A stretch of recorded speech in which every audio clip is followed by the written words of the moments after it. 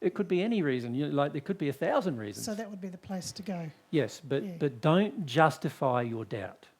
Don't justify it. Don't say, the reason why I'm not doing this is because I doubt whether it's going to work. That's not a reason, right? That's an excuse. Yep.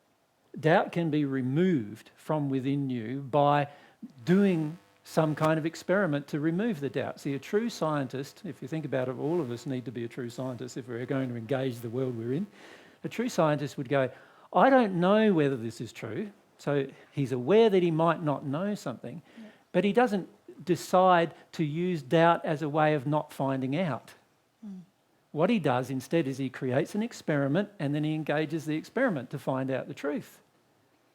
And if we were truly sincere about following any path, we would experiment with it rather than just doubting it works. Okay.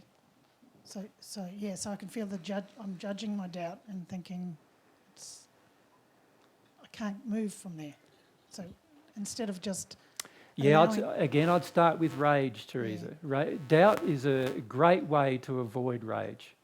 Avoid the anger that I don't want to do it. I don't want to have to change. I don't want my life to be any different than it is because I'm afraid that all sorts of things might happen if it becomes different. We're often in a very angry place when we doubt, and we use doubt as a way of saying, I'm not angry, I'm just doubtful. Does that make sense? Yeah.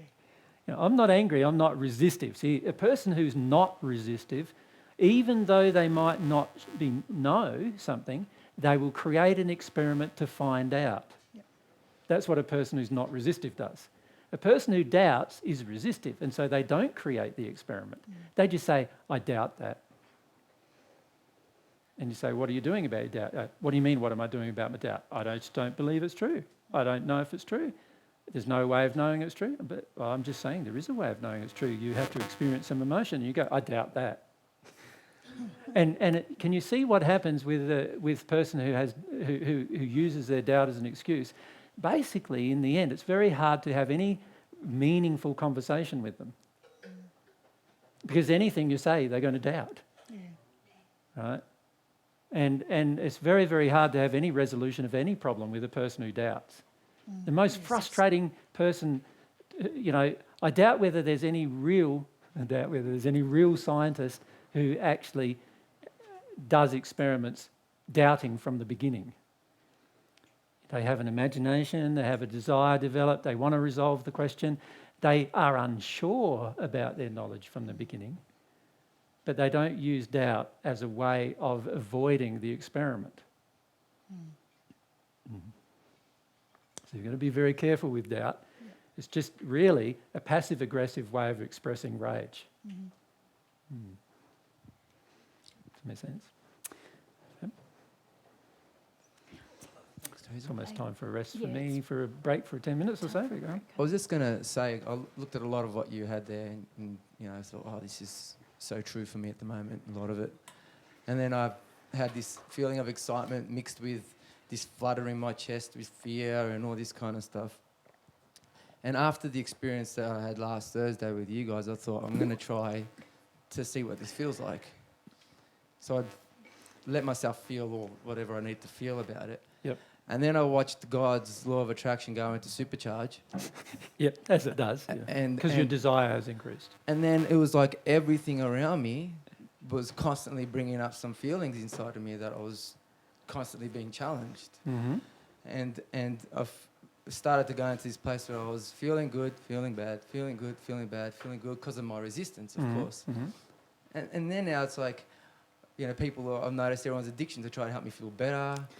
And everyone's saying, oh, what's wrong? It's like, I just need to feel. And then everyone basically in town, where I work, constantly trying. So I had to keep removing myself from these people. And it just felt like I was going to be completely alone in this whole process, which is something I've been feeling. But it showed me how much I didn't want to know certain things about myself. And that if I just let myself feel it, then I'd find out that, oh, crap, that's true, then you noticed how many times you did it to everyone. And went, oh, goodness, that's true too. And sort of understanding the belief that's not really who you are, but it's just what emotion's there. Can I, before you proceed further, just address one part of that? Please. I agree with all that, with one exception. Mm.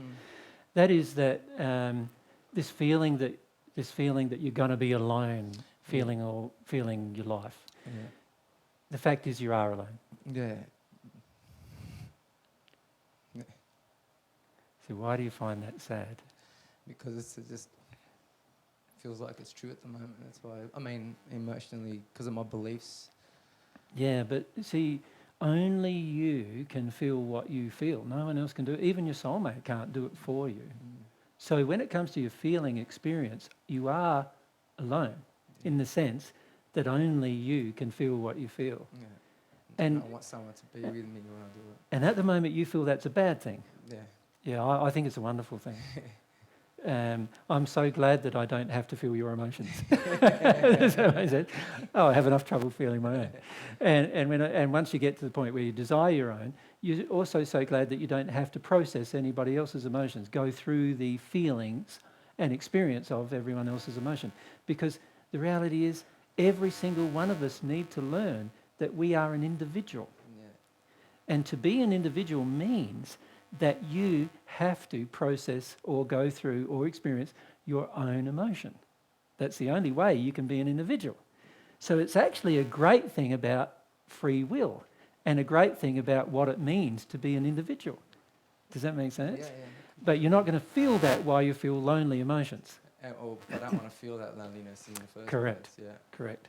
So just because you feel alone and you feel sad about that, in the future you will actually go through your emotional experiences alone and not feel sad about that. And this is what I'm saying about the distortion of our mind and what it does to our belief systems. You know what I mean? Like now you feel sad about being alone going through your emotions.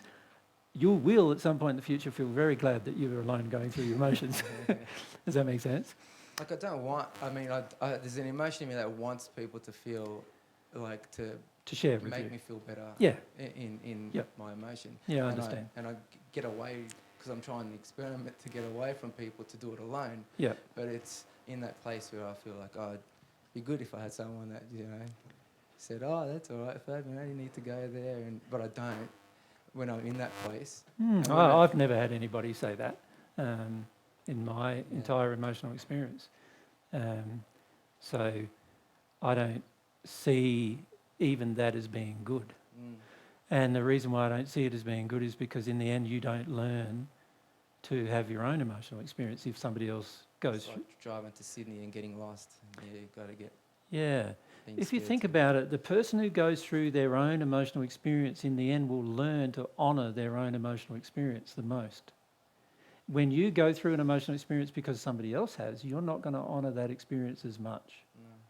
So one of the things I've noticed in terms of being the first person to go through an experience is that I now, as a result of that, have a very clear feeling about that experience that the people who have come after me don't have as much. Does that make sense? Yeah. Yeah. And I see that as a blessing rather than a problem, actually. So yeah, I feel this issue of wanting other people to share the experience and feeling alone when they don't is just another addiction that Feeling needs to has be felt. Yeah. Yeah. Yep. Yeah. Yeah, it just blew me away because I felt the excitement about and the inspiration about what you're saying, but at the same time the fear inside me and of where I need to just feel about. But Yeah. What I love about this concept, and this is a concept that I realised way early in the first century, right, by the way,